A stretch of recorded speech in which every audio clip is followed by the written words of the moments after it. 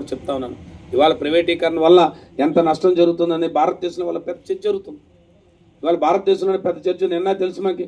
విమానయాన సంస్థలో ఏం జరుగుతుందో మనం చూస్తూ ఉన్న కళ్ళ కట్టినట్టు ఎదురు కనపడతా ఉంది.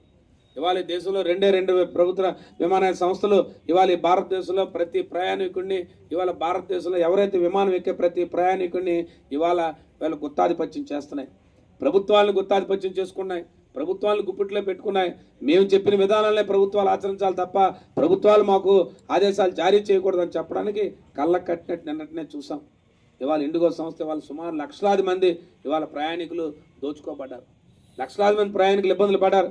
ఇవాళ ఒకేసారి 10 రోజుల కాలంగా ఇవాళ విమానంలో ప్రయాణించిన వ్యక్తులందరూ కూడా ఇవాళ అందరూ కూడా అనేక ఇబ్బందులు పడుతూ ఇవాళ పడ్డారు. కానీ ఎక్కడా కూడా కేంద్ర ప్రభుత్వం చేతులు ఎత్తేసింది.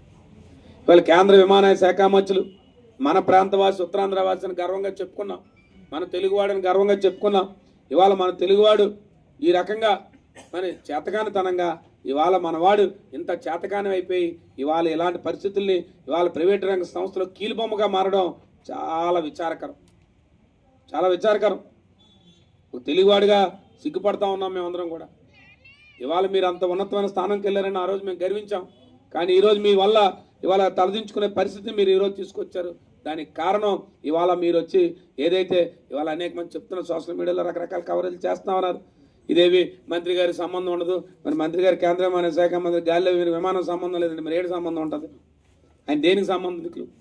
కాబట్టి అంటే ప్రైవేట్ ఇచ్చేస్తే సంబంధం లేదని చెప్తున్నారు. అంటే రాబోయే రోజుల్లో జరిగేది కూడా అదే.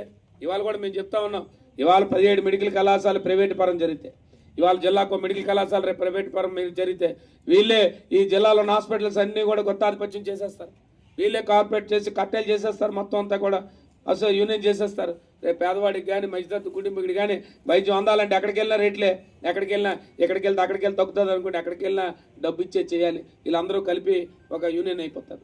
అంటే రాబోయే కాలంలో ఈ ప్రభుత్వం అలాంటి అవకాశాలను చేజూరుస్తుంది, వాళ్ళందరికీ అందిస్తుంది.